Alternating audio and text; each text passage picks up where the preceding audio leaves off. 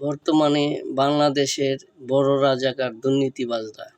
বিগত ১৭ বছরে সারা বাংলাদেশে যেখানে হাউজিং প্রজেক্ট ঢুকেছে, কিছু হিন্দুরা এই রাজাকারি করছে।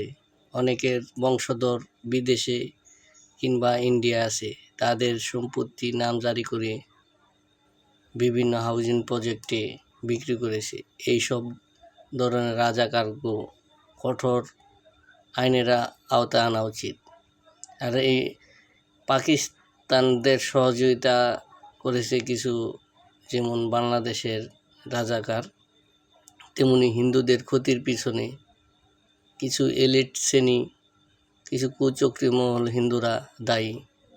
তাদের জন্য সাধারণ সনাতন ধর্মীরা কষ্ট ভোগ করছে।